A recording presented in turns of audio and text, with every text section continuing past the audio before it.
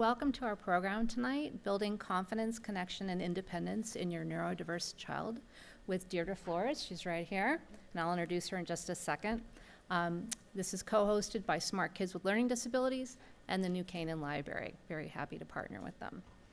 I'm Christine Kerpiel. I'm the Program Manager for Smart Kids. For those of you who are new to Smart Kids, I'd like to tell you a little bit about what we do.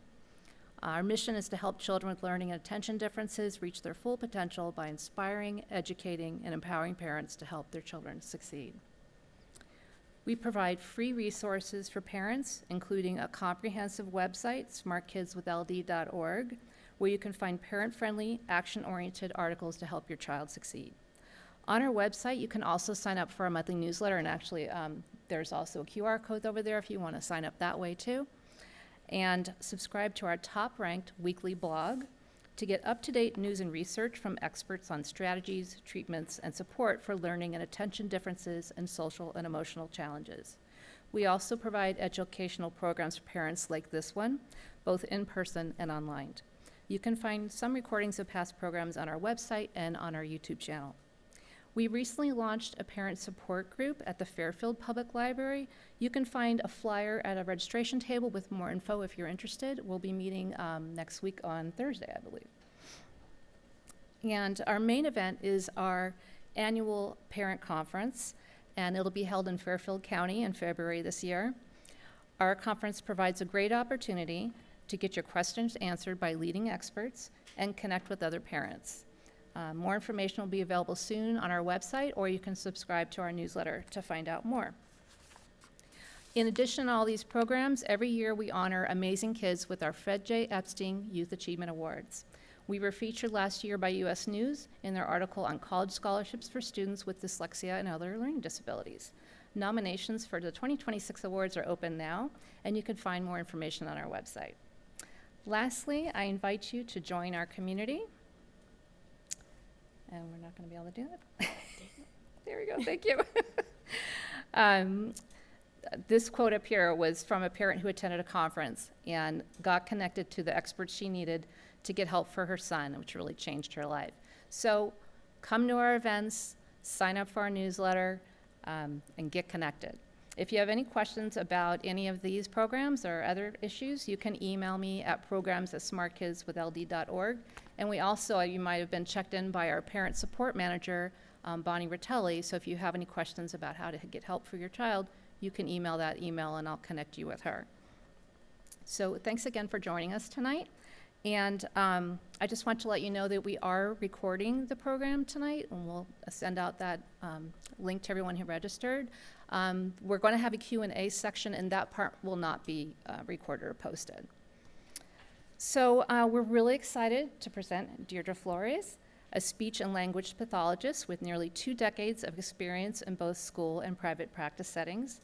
She's the founder of the Teen SLP, a private practice in Westport, Connecticut, dedicated to helping neurodiverse teens and young adults build the social, communication, and life skills they need for independence.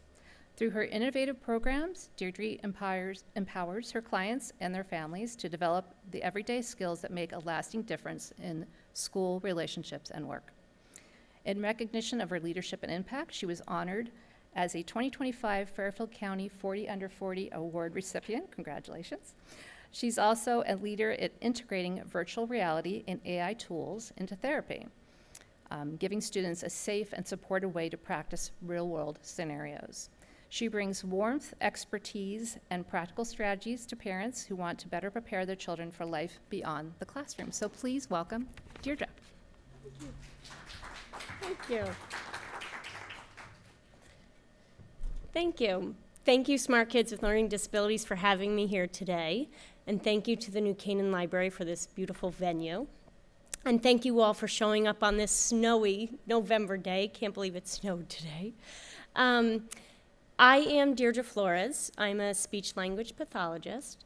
I have been working as a speech pathologist for 17 years. And throughout my career, I have worked with early intervention, preschool, elementary school, middle school, high school, transitioned age, which is 18 to 22, young adults, And in the summer, I do some programming with STAR. So my oldest client is 74 years old. So I have experience from the very littles to really 74 years old. And what my passion is, it's functional communication. So it is, what are the skills that you need to live a fulfilling life? So if it is a baby in early intervention asking for more, or asking for up, or to say mama, or if it is a middle schooler being able to interpret a text message, or to be able to make a friend or plan a hangout. Or it might be a young adult interviewing and being able to self-advocate at work. Or that older adult, their ability to express their needs at a doctor's office. So my passion is functional, real-life communication. In 2021, I started the Teen SLP, where I work with teens and young adults, typically aged 13 to about 30. And I focus on the communication, social, and life skills they need to be successful post-secondary. So what post-secondary is, it's either college, it might be going to work, it might be going to a transition program, it might be taking a gap year. But for them to be successful after their schooling, what skills do they need to be successful as independent as possible? I'm also, more importantly, a mother of two. I'm a mother of a first grader and a third grader. So I know how busy we are. I know as mothers and fathers that we are running around like crazy, from school events to sports to therapies to Friendsgiving to parent-teacher conferences. So I'm not here to put more on your plate at all. I'm here to offer suggestions and strategies that we can do within our routines that we're already doing as moms. I also am, when we talk about independence, I also know what it feels like, because I am also the mom calling her friend being like, why is my kid not doing X, Y, and Z, right? So I have like one hat as a professional and the other as a mom, also looking for support to help me make my kids more independent. And so I am here to help you think about your child and what's the next step of independence that we can help them get to. Okay. So throughout the speech, I'm going to ask you a few poll questions. So I'm going to ask you to take out your cell phones. And I have to say, I work full-time at a high school, and we just did a cell phone ban, so this is a little risque, asking you to take out your cell phones. But I know you're not going to TikTok or Snapchat during my speech.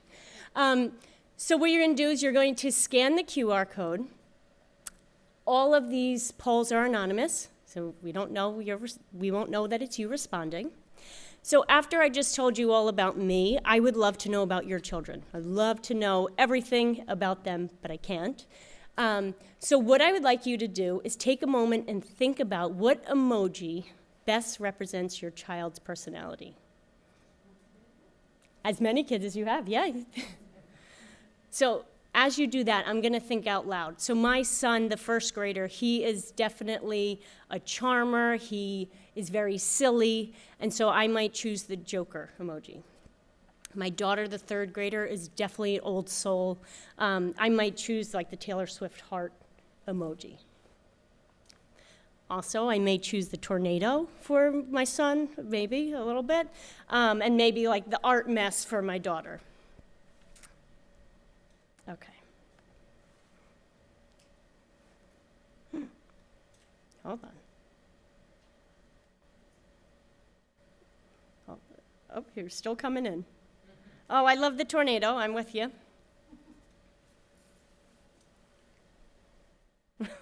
I like the Joker, right? That's exactly what. Oh, happy, great.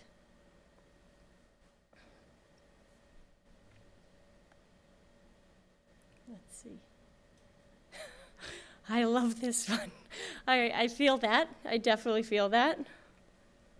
Happy, exciting. Oh, star. Maybe it's. Yep. That's a perfect one.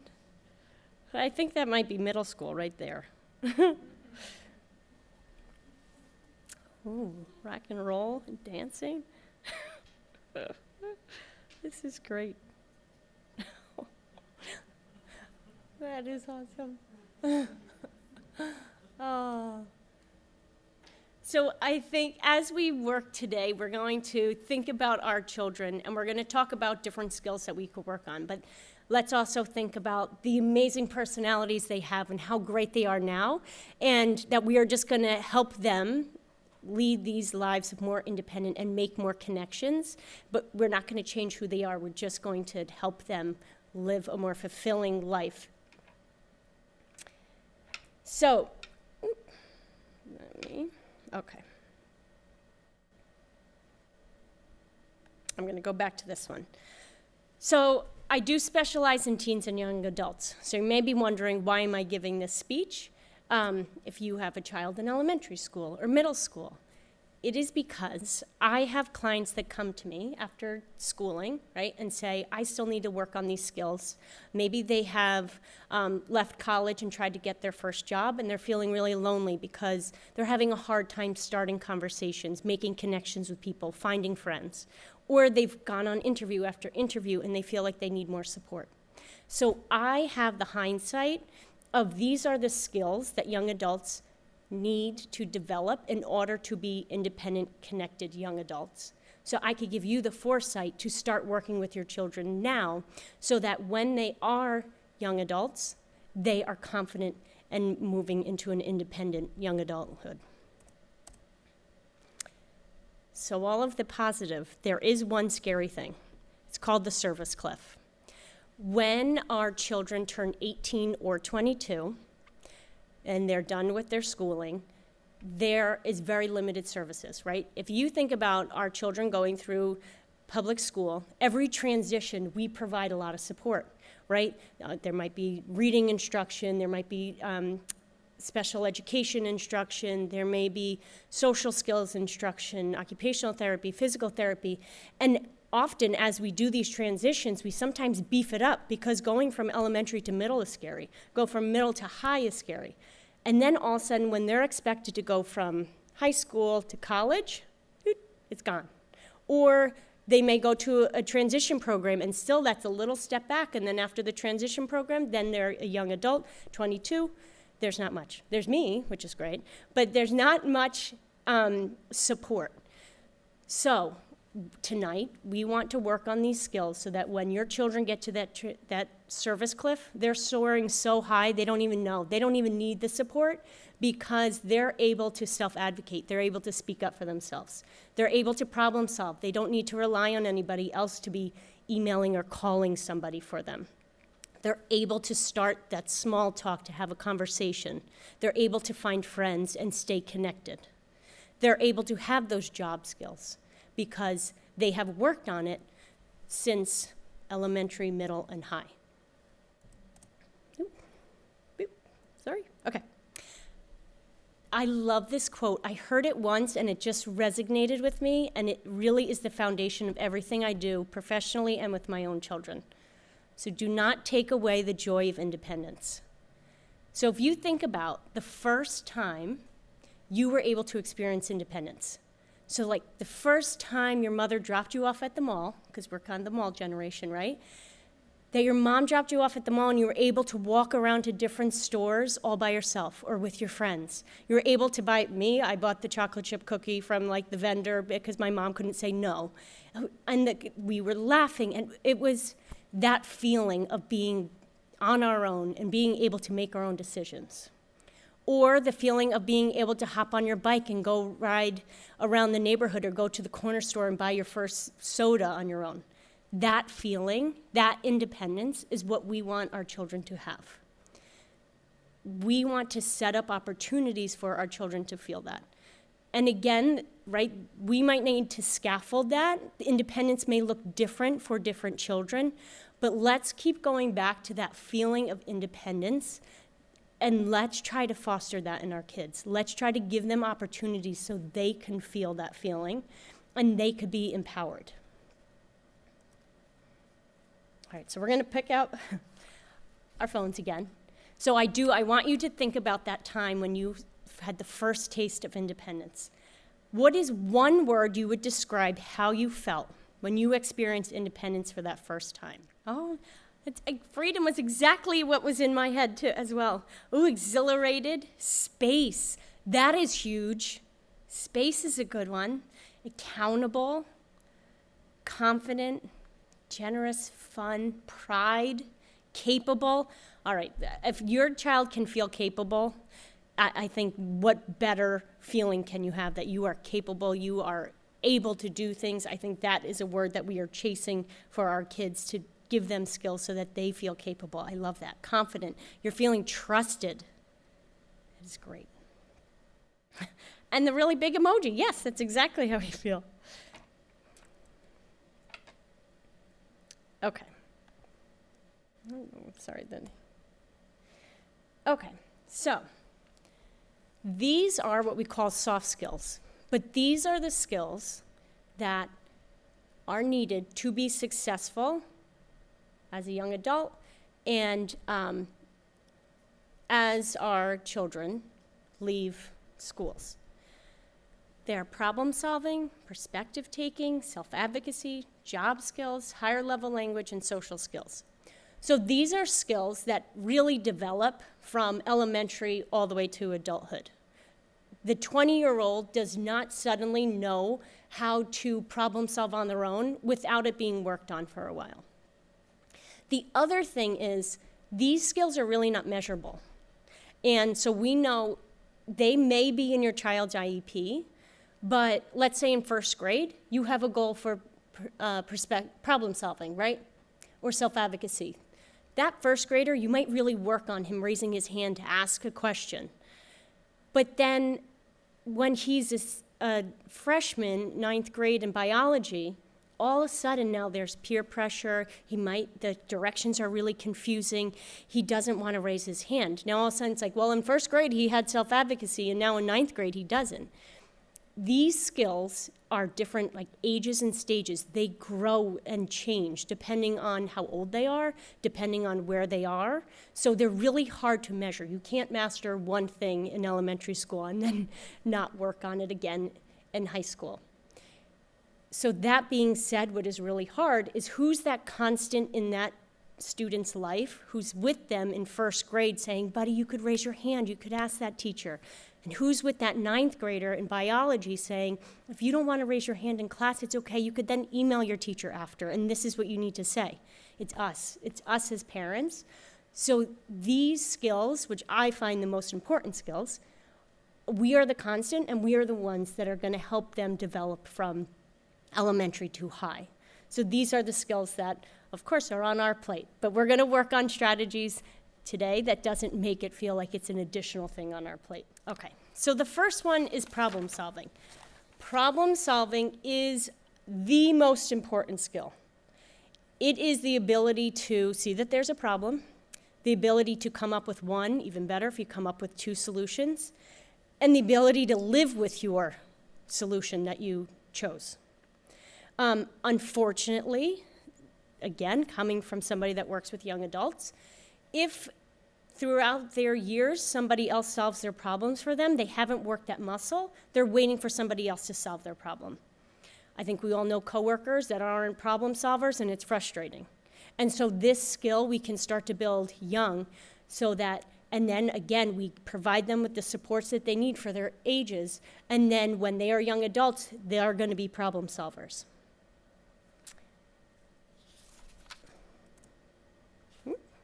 Okay. So if you had to describe your problem style as a parent, I'm going to make this bigger. There is no wrong answers, but what would you say is your style? Are you a firefighter? Do you put out the fires right away? Are you a guide? You ask questions, lead them there. Are you Zen? I wait and let it come to me. Are you an engineer where you analyze and build a plan? Are you a roller coaster? It depends on the day. I think that might be me. How do you, when your child has a problem, what is your style? And again, there is no wrong way. All right, let's see. Ooh, I love it. We got a lot of guides. Ask questions, lead them there, engineer, analyze, and build a plan, and then you're with me on the roller coaster. It depends on the day. So there is no wrong answer. I think it's important to know what type of person you are for problem solving, because we need to teach our children how to problem solve. So you know your strengths, you know your weaknesses, and you know, right, we've lived it. We know what works and what doesn't work. So if we know how we problem solve, let's think of how we can teach our kids to problem solve more effectively. So when we solve every small problem for our children, we unintentionally take away the practice they need to build confidence. Again, we want them to be able to feel confident. So how does it look like? So in elementary school, it's small wins. So it might be having them make a decision and kind of live with the results. So one way you can do is, let's say you are going away for Thanksgiving and they want to bring their toys. Okay, how many toys you could fit in this bag, that's what you can bring. You're going to see that they're going to problem solve which toy to bring, what toy to take out. Maybe one of their toys broke. Okay, you figure out how do you think we could solve this? How can we fix it? If your child is like my daughter and her desk is overflowing and very messy, I'm not going to say, you need to clean this up. I'm going to say, okay, this desk needs to be cleaned. What do you think is the best way we can get this going? Again, it's taking it off of us. We're not solving their problems. They are verbalizing how they think they can solve this problem. And again, if they say something and you're like, well, that's not going to solve it, and again, it's low stakes, let them do it. They made the choice, and let them follow through and see what their choice was. Next time, they might choose a different solution.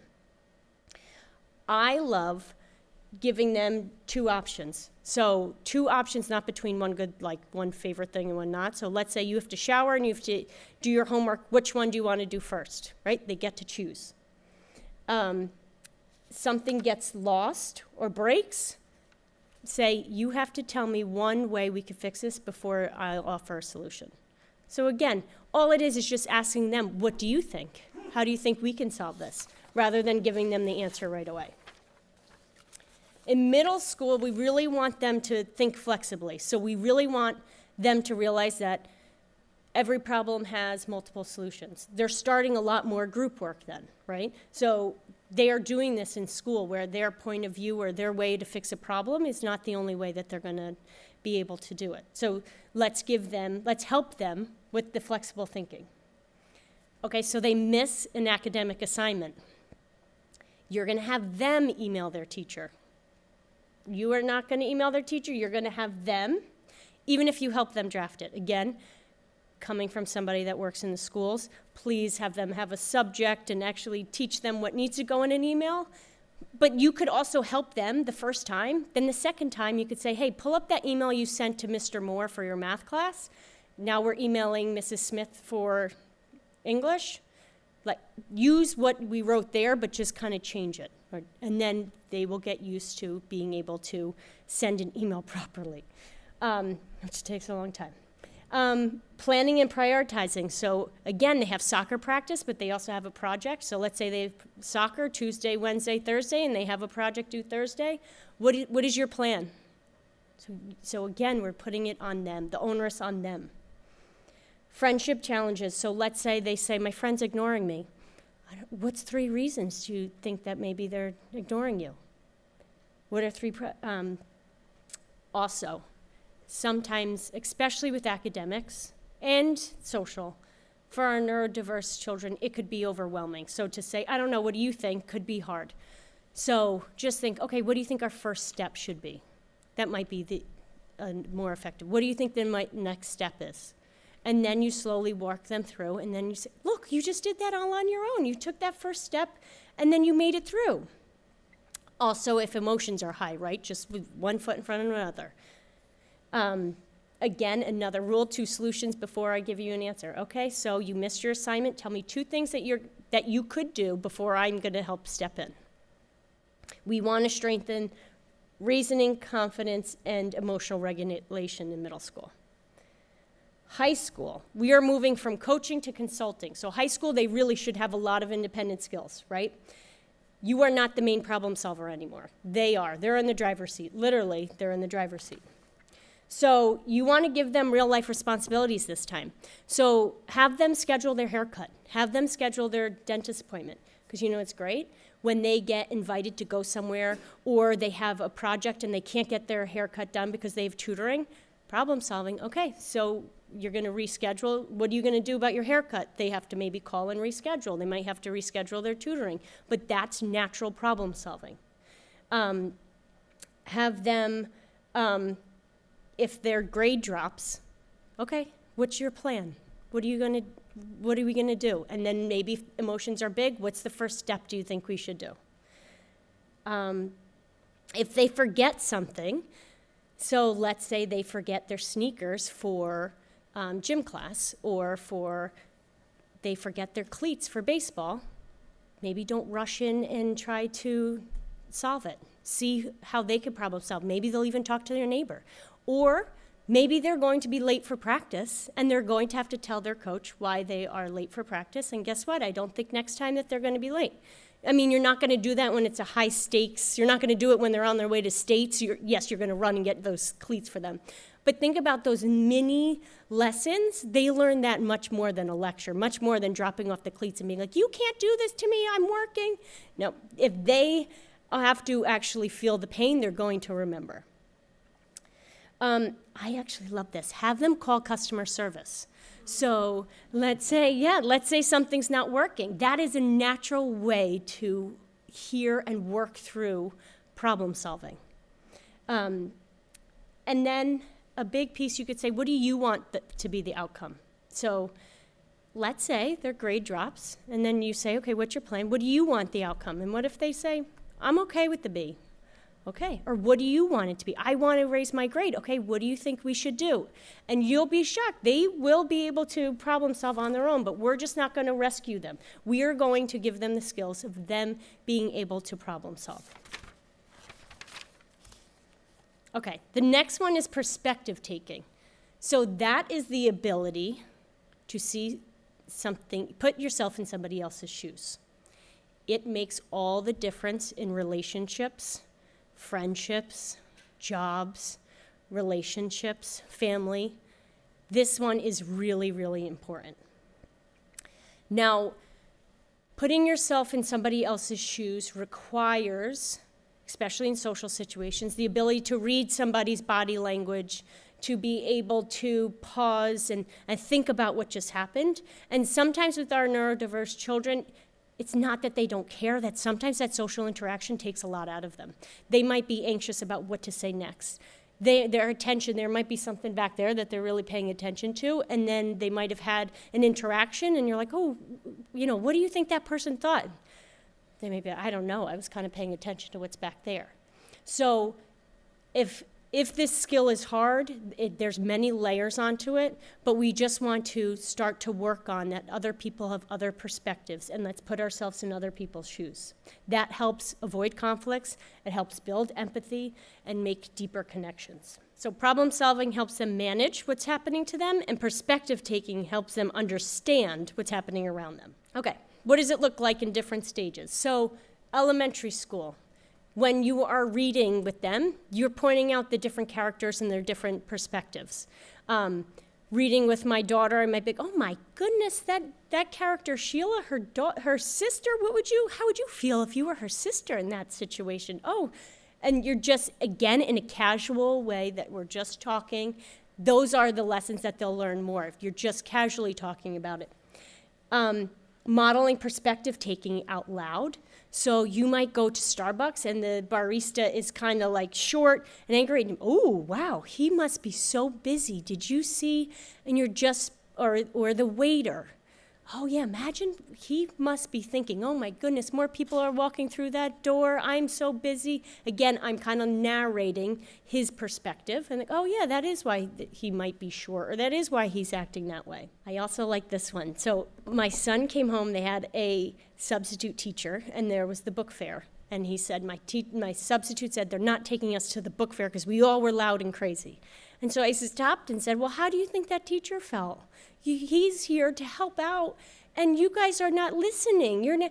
And to have a young kid take the perspective of a teacher, he was like, what? And I'm like, well, how do you think if I came in and I had to take your class to the book fair, and you all were sitting on the rug and rolling around, what do you think I would think? And then he was like, oh yeah, that's probably not nice. But it's having them take a perspective, not just of a peer, but of in real situations, and also as somebody in a different role. It's like, oh wow, yeah, no, I wouldn't think of that. Gift giving is another great perspective taking. So your friend Jimmy loves, let's say he loves Legos. All right, he loves Legos. Let's think, what do you think if he loves Legos, where do you think he would like to go? Let's get him a gift card to where he likes to go, because he likes to build Legos, maybe the place in Fairfield. Also gift giving, so it's not just peers, but then all of a sudden maybe it's Aunt Anne's birthday, and let's think about her and her perspective and what does she like, and it's really just verbalizing, putting yourself in somebody else's shoes as they're younger. Middle school, perspective taking is more so understanding the tone and sarcasm. You might have to socially debrief with them. So let's say you are at a social event and something happened, not even that big, but just how somebody was acting. Oh yeah, how do you think Jimmy's mom felt when Jimmy, I don't know, did a cartwheel in the middle and everybody laughed? Or so you wanted socially debrief of what happened and talk about what do you think everybody else within that situation thought. You also want to point out other person's view, so viral videos, right? They're really big into viral videos, and it's usually one person. So you could say, oh, how do you think that other person felt in that video? Just, again, what they're interested in, just trying to get them to take the perspective of others. In high school, this is where it becomes real-world empathy. So this is where maybe at work they might get yelled at, or they might be in group work and somebody is being rude to them. Well, what do you think they were expecting of you, right? So what was your group mate expecting of you? What was your boss expecting of you? Right? So then that's there, what is expected and what is expected of you, and maybe that is why something was happening. Also, encourage different community perspectives. Have them volunteer. Have them mentor younger students. Have them volunteer at an elementary school, joining service clubs. They get to see a different perspective of than just the peers that are in their social world or in their school. Especially, I'm going to say volunteering 1,000 times tonight. I think volunteering is so important. It takes us out of our comfort zone and, again, helps us see the world through different lenses. In high school, school does this a lot in English, like taking the different perspectives of people. And then also debates. You can have lively debates at home, but take different sides. Okay, the next one is self-advocacy, which is speaking up for yourself. So self-advocacy not only helps our kids identify their needs and express them clearly, but helps them gain self-respect and helps them connect directly to confidence. So everybody has different comfort levels for self-advocacy. Also, like I said before, self-advocacy, your comfort level is different depending on where you are, who you're with. And the goal is to continue to work on it. The goal is to continue to be able to speak up for yourself. All right, another poll. Where would you say your child struggles the most to self-advocate? School, with friends, in the community, at school, school, friends, at home. Yes, so school has so many layers, right? School has the peer pressure, peers are around them all the time. The pressure for academics. Also, school can be hard. The self-esteem tied into, a lot of times they think, why is this hard for me, but not hard for other people? But yes, school is a big area. With friends, I'm going to talk a lot about building boundaries with friends and advocating, and that's important. In the community, is its safety, and at home. So in elementary school, it is teaching them scripts like, I need help, I don't like that, please stop, that's not true and that's not okay to say. There's a lot of like picture books that you could talk about that help with the self-advocacy phrases and sayings. I love this, at a restaurant, have them order their own food. Or you're somewhere and they need to ask for more ketchup. My kids could I think gallons of ketchup, but go up and ask for ketchup yourself, right? You can do it. At the library here, they can go and ask a question to a librarian. It's having them one, self-advocate, ask questions, and two, interact with different types of people, different roles and different ages. It's important. Homework, frustration at homework. So we might help them with more phrases like, can you give me a hint? Can you explain that a different way? Can I take a break and come back? I think if we're going to do it in homework, I would almost put it on a Post-it, because they're going to be frustrated and they're going to get emotional, that maybe you're just like, all right, I need a break. Can you give me a hint? Now, a way to help them self-advocate too is, let's say they're doing homework and something's really hard. Circle the problem that is really hard, and then if they're like, I need a break, and say, yes, take this homework back tomorrow, talk with your teacher. You have which problem was hard or what area was hard. They now can go and talk to them, and they have something. They don't have to go up and say, the homework was hard. The teacher's like, what part?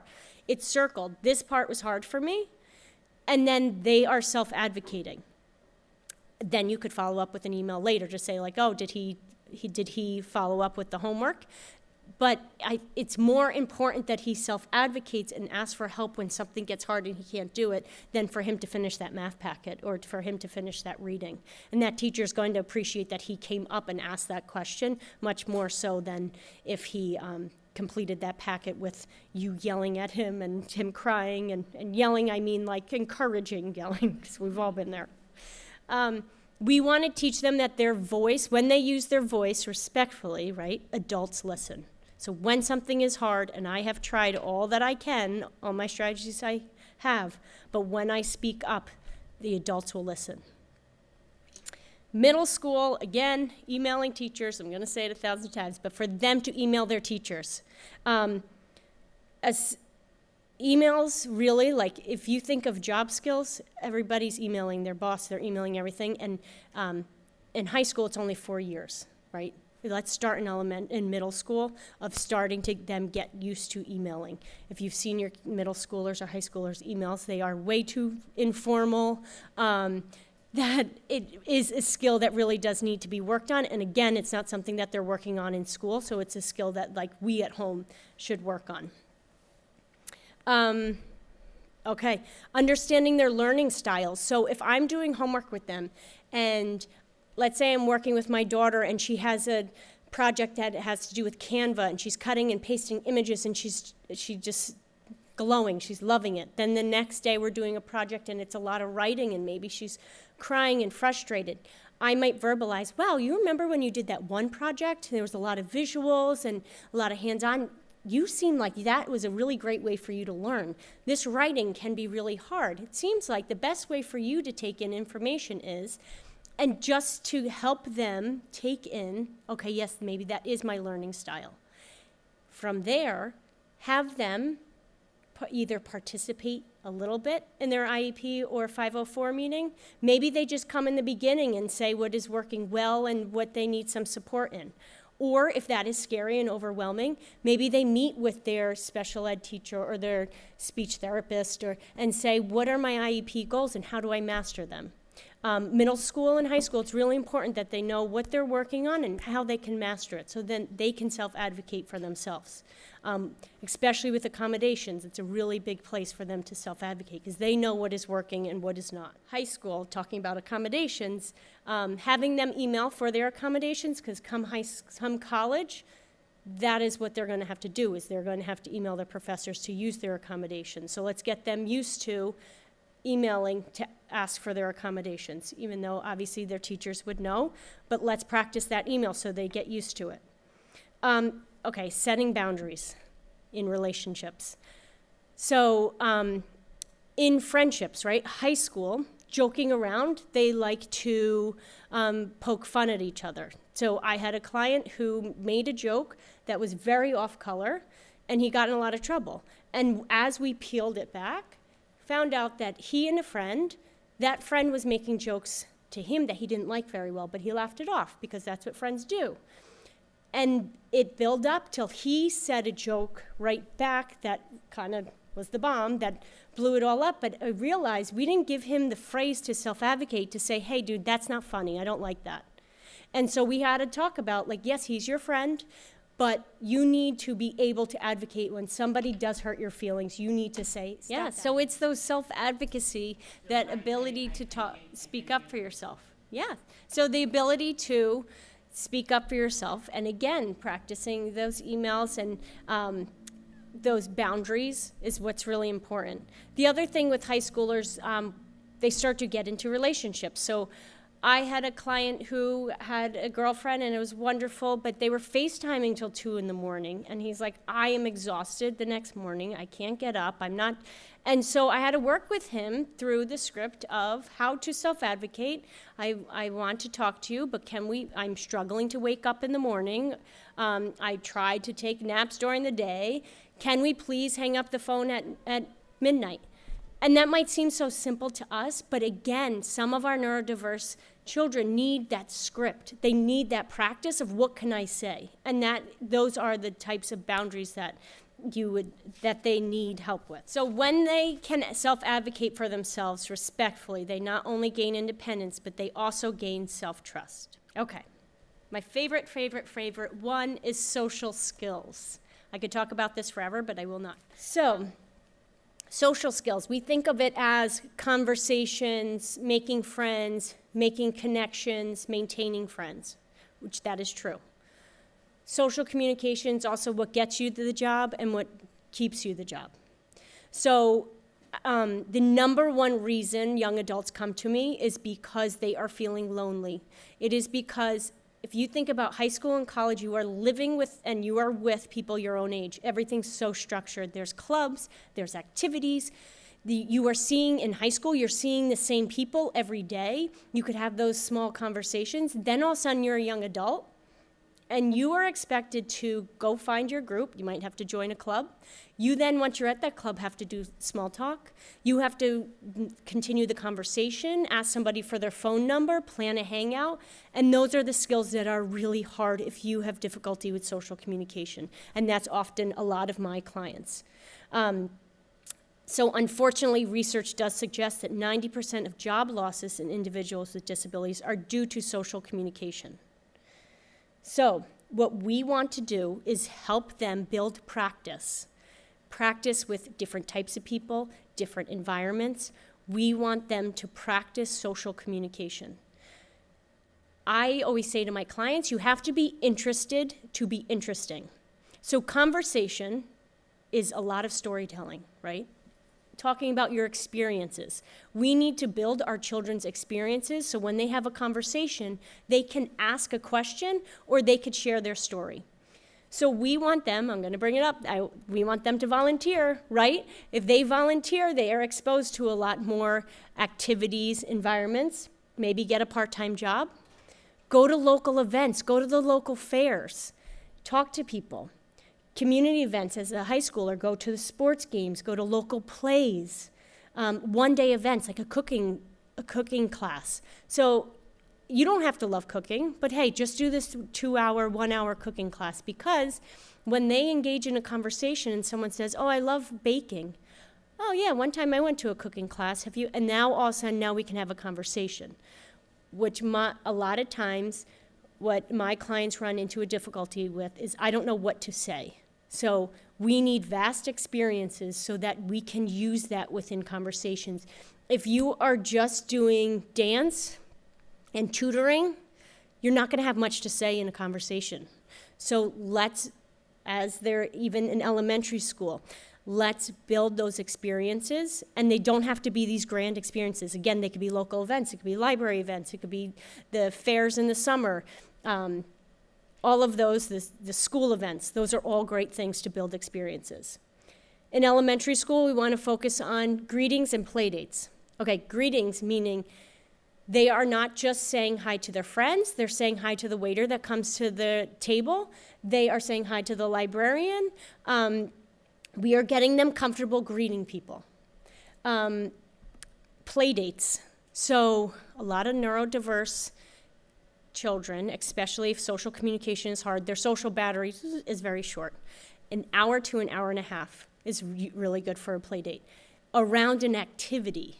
So it might be around a craft, you have somebody over and they're doing slime. An hour, hour and a half is good.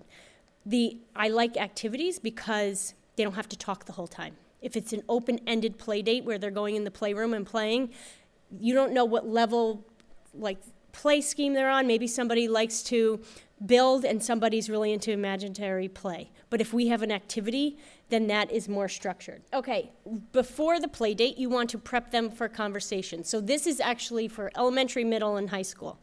So we're going to a play date with Andy. And I'm going to say, all right, what are things that we could talk to Andy about? What do we know about him? Oh, yeah, Andy just got a new dog. Oh, I wonder what his name is. I wonder what he does with his new dog. You know what? You could ask Andy about his new dog. Oh, I think Andy just went to Disney World. Oh, we could talk to him about that. Oh, and doesn't he play hockey? Oh, yeah, let's ask him about his hockey. Then let's say you're going to a family party, Thanksgiving. All right, Cousin Kevin's going to be there. You know what? I just saw that he ran the New York Marathon, and I know that he went to Greece this summer, and I think he just got a new job. So now when the conversation goes, a little dip, we have 3 ideas. I typically say 3 ideas that you could talk about. You could also talk about events. Oh, you should ask Andy if he's going to go to the Friendsgiving that the school is putting on. So local event or, school events, current events, things that you share in common. But you want to prep the conversation and kind of say, these are 3 things that you could talk to them about. I do that for myself sometimes going to places. Like, what can I talk about? One other thing. The home phone, the landline, it's coming back. So I have one at my house, and my daughter has the gift of gab. But you know what's really interesting? Her friend just went and did a street fair, and she was selling slime, and we talked about it, right? We prepped her. This is so great. She was on the phone. She talked about herself the whole time. And I finally was like, whoa, okay, your friend just had this big event. Did you ask her how it went? Oh, no. But I was actually able to kind of coach alongside, right? Because she was on the phone. We were in her, and then she was able to ask more questions. So it's actually interesting if you are able to listen to your child have a conversation, you're able to coach a little bit more with the home phone. Love it. All right, texting in middle school is where so they're texting more in tone. So teaching them how to use emojis, right, to express tone. I think that you should start a family group chat. If it's your family, it could be cousins, it could be that. You can model appropriate text messaging and not like, oh, it's like you could model sending the meme that's funny that's related to the topic. You can model, you are down in New York City and you see the Lego store and you take a picture of the Lego store and you send it to, and you're like, oh, hey, Cousin Jimmy saw this, thought about you. And now you can narrate that to your son and say, hey, did you see how I did that? Next time that we go see the horses, and Emma loves horses, you should take a picture of that and send that to her, and that's a way you could start a conversation with her. So you are modeling also sarcasm or how to do a joke in text messaging. So those family text messages are a great way to demonstrate how to use text messaging appropriately and how to keep the conversation going. And a lot of this, right, we might have to narrate or point out to our children just so that they're not picking it up, or they are picking up. So there's a lot of research around that, right? High school for sure, right? Middle school, I kind of would say middle school is where, because we want them, again, you put your own perimeters around it for your family. Middle school is where we want them to start independently making hangouts, and text messaging is often where it starts. You don't have to do social media. It doesn't have to be Snapchat, but text messaging is typical. Yeah, I would say yes, 6th grade, middle school. And again, you're going to teach them how to use it, and you're going to put your perimeters around it. But the texting is how we want them to be more independent for planning hangouts. And so that's where it would come from. This also is for high school. If you can give them like a social plan. So I had a parent that said, you have to plan 2 social events all month. I don't care what you do, but you have to do 2 social things. And the way I come about it with my clients is I say, what is something you want to do this month? So let's say it's October and they're like, I want to go pumpkin picking. Great, let's plan it. Who do you think would also want to go? And then, because what is an event that they want to do? Great, then who's one person that would want to go with you? Or you do the reverse. Who's one person you want to hang out with this week? All right, I want to hang out with Jimmy. What does Jimmy like? Jimmy likes hockey. Okay, so let's see if the Sound Tigers are playing and we could go to a game. So either start with, right, what activity you want to do and invite somebody, or what is something that who's the person you want to hang out with, and what's an activity that you two share an interest with, and then build that. If your friend plays a sport, and you might not be too into sports, but again, we need experiences so we can engage in conversation. You could go watch him play. You don't have to see all 4 periods, but maybe the last period you go, and you could watch him play. And then he sees you, right? And then that's when you don't need to be invited to go see somebody play a game. I mean, you have to know that they're playing, but you could go and observe. That's a nice thing. Also, school spirit goes a long way. So if your school is playing somewhere, going to the game. If your child feels like, well, I don't have anybody to go with, think about maybe is there a cousin that they are friends with or somebody from another group outside of school. You could invite them to then go to one of their school events, like a football game, or so they feel comfortable, but they're showing up to their school event, and then they're getting more comfortable and connected with their school community. Going back to the phone, having them call or text a family member for their birthday. That is really important. The other thing is, let's say Thanksgiving is coming up. Have them call Aunt Jean and see what you could bring for Thanksgiving. Or you're about to run out the door, or you're leaving in 10 minutes and you need to tell them you're going to be there in an hour, whatever. Have them call their aunt and say, oh, we're leaving the house now, we'll be there in 10 minutes. Again, just having them do these little things helps them be more comfortable with reaching out, because as young adults, I am seeing that they don't know how to initiate a social contact as simple as, what would you like me to bring? Or we're leaving in 10 minutes. These are like micro moments that makes them more comfortable reaching out and having these connections. High school, we want them initiating plans more, planning hangouts. Again, like I said, if they want to go to a football game but don't feel like they have a big group, maybe see if a cousin or a family member will go with them, or a friend with from another school. Have them join clubs, very important. It's also important to join a club that meets weekly. You want that frequency. It is great if the club has this great mission, but they're only meeting once a month. You're not going to make a social connection. So the club that you want them to sign up for is something that meets often and frequently. A club that's around an activity is even better, because they don't have to show up and talk the whole time. They could show up and work together to get something done, like volunteering or setting up for an event. Those are great clubs. Sports, we live in towns where sports are very popular, but some of our children are not into sports. But they could maybe take pictures for the team. They could be a manager. They could be a videographer. They could do the social media. Again, we could encourage them to email the coach or the athletic director and see. And why sports are a great place to kind of sneak in is, again, it's that consistency, because the sports teams meet often. And so if you are the photographer, you're also going there often. And then that frequency kind of builds more connection. Okay, job skills. When we help kids practice responsibility early, we're teaching them that they have control, that they learn that their actions lead to positive outcomes. All right, so job skills start at that first chore, right? We're teaching them confidence. We're teaching them to take pride in what they're doing. It's a scary thing. When they enter the work world, our students can no longer count on IEP supports, right? They need these soft skills, and we just talked about a lot of the soft skills: problem solving, perspective taking, social communication. Those are the soft skills that we are building as parents, and we are lifting them up with them. Okay. What was the first age that you started your first job or volunteer role? So at what age did you start? 13 to 15, I would say that, right? 13's middle school, 15. And isn't that interesting that we started pretty young? Again, and I keep saying volunteer, because look how young we were. You have to be 16 years old to work in Connecticut, right? Without working papers. So we all started working or volunteering pretty young. And I think that's really important. That builds those job skills. And I will say also as a mother, right? I see my kids still as so little. But then when I realize it, I'm like, oh, she is 8. She probably could do that. So in a little bit, it's like, oh, yeah, when I was his age, I was volunteering. I did get that part-time job that we need to do the little push of independence. For this poll, volunteering. So, yes, outside of the house. Oh, chores. Okay. So how we get job skills in elementary school, chores.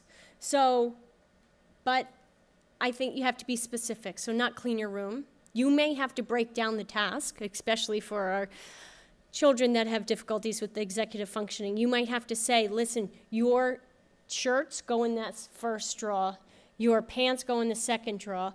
What I want your desk to have nothing on top. You might have to be really specific. And also you might have to just take the first step. Just make your bed first and then we'll do the next thing.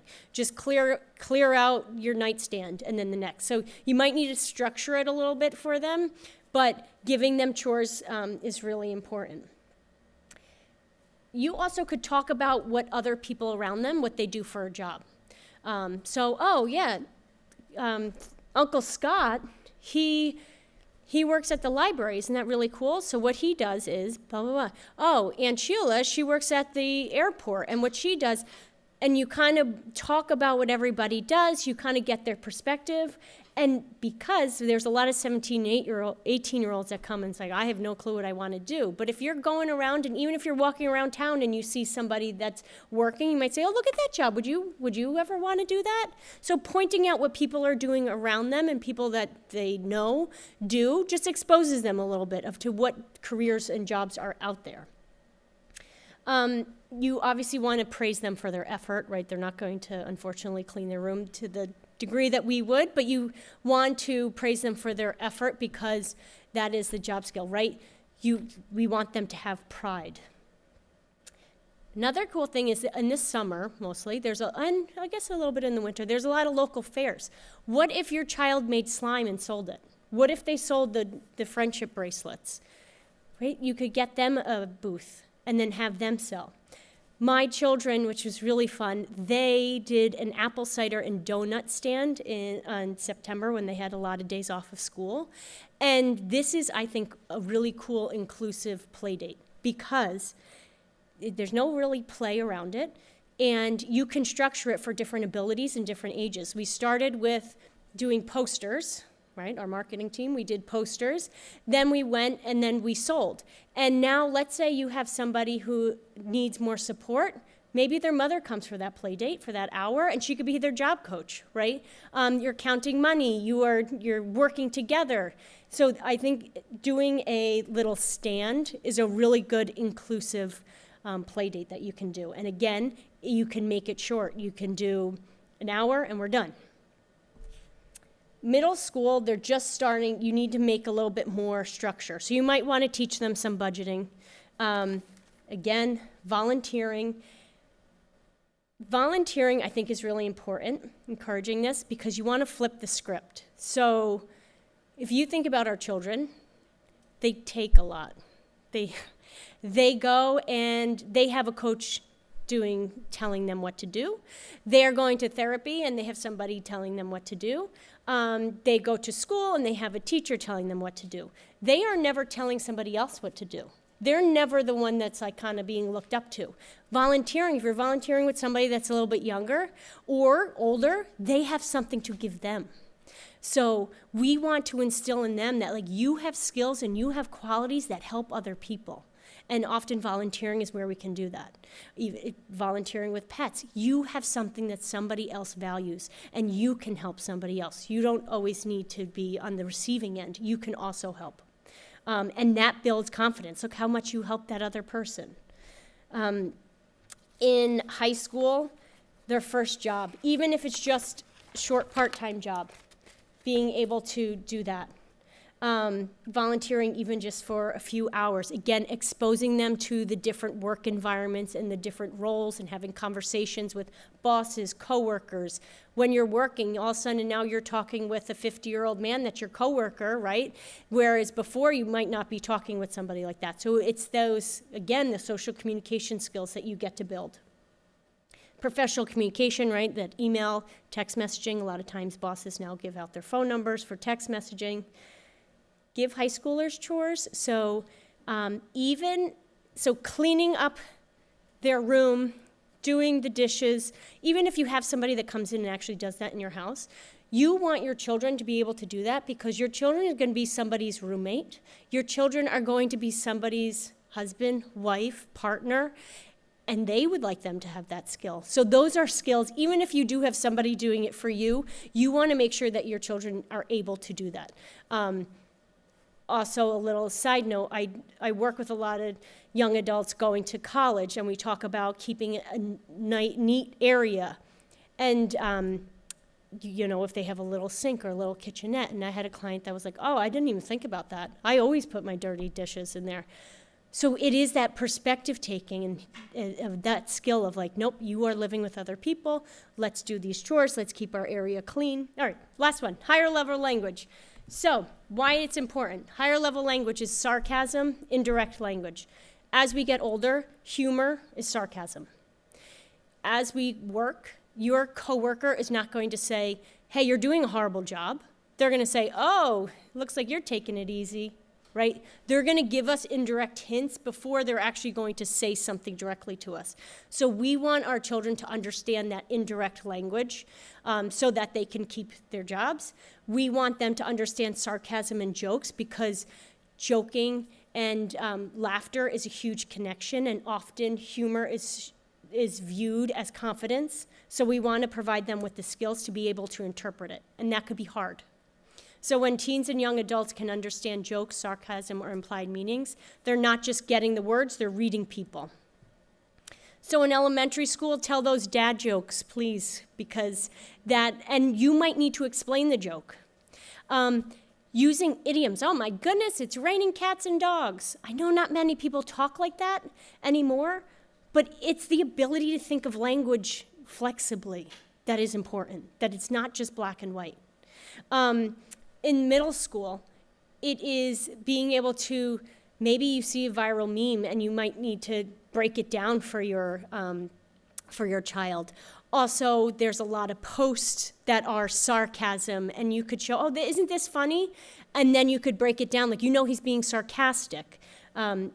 That is pretty hard to sometimes for them to understand the sarcasm or if it's real or not. Think about for us, right? SNL is huge. SNL is all sarcasm and indirect, and maybe watching that with them and breaking it down and why that's funny. You use sarcasm yourself to try to make a joke with them so that they get used to it, and because you can use sarcasm, you can explain it to them, or they can ask you questions a lot better than when their friend uses sarcasm, they're not going to ask a question. Share memes or short videos, again, in that family group chat that has to do with sarcasm or indirect language so that they're able to understand it a little bit more. So sarcasm and indirect language is really important for that social connection. We cannot remove every obstacle we can, but we can teach our children to climb.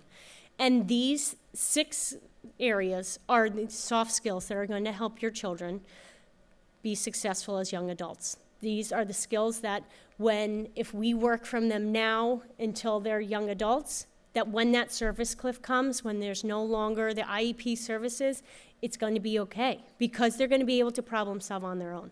They're going to be able to see somebody else's perspective. They're going to be able to use that social communication to make a new friend without having to go and have support or find somebody in a club. They're going to be able to self-advocate for themselves in a relationship. They're going to be able to self-advocate at work. They're going to be able to have those job skills. They're going to be able to interview. They're going to be able to try hard. And they're going to have that higher level language. So they're going to understand when their coworkers being indirect with them. They're going to be able to joke around and form those connections with others. So thank you. Thank you so much. Thank you, smart people. Thank you so much for giving me this opportunity, and thank you to the New Canaan Library.